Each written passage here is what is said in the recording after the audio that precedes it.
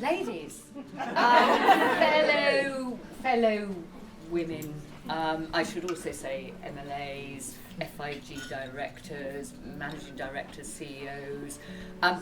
What a phenomenal group I have. It is always important on International Women's Day, I think, for us to pause, partly to take time to reflect on what fabulous things we all do. My name is FITV Reid and I work at Polar Sea Fish Limited. And why do you think it's important for women to be celebrated this International Women's Day? I think it is important because even though everybody should be celebrated, as women we have come a long way from what we used to be able to do or what we were recognised for doing. Mainly here in the Falklands, a lot of us work, like myself, in the fishing industry, and it's taken a very, very long time to get recognised as such so that we can be part of the men's world, like they would say.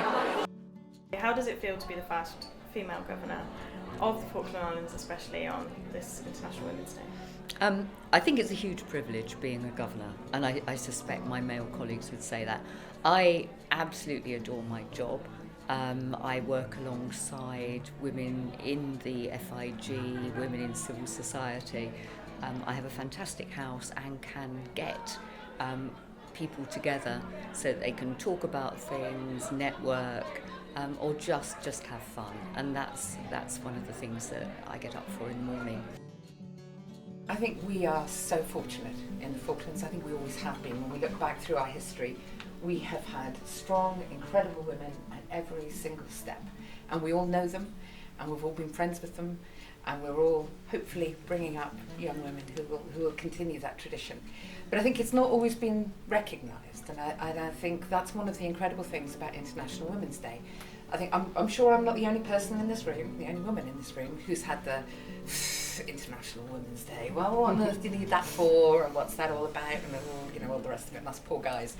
And actually, that does frustrate me a little bit, because I think it is about recognising how far we've come, but also about making sure that we don't stop that progress.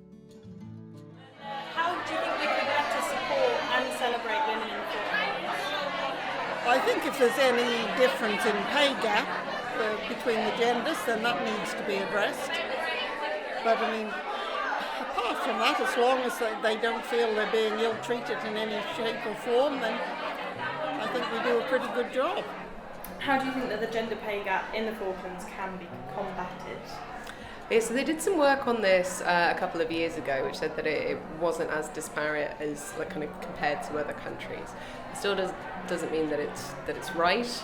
A large part of that has been looking at how we support getting women back into work after having babies, making sure that there are enough layers of support there across government, and there's enough kind of awareness of family work-life balance, and appreciation for that is kind of built in, particularly kind of for education purposes. Women in the Falklands are very well educated. We've got plenty of job opportunities as well. Just making sure those doors stay open, there's no glass ceiling is really important.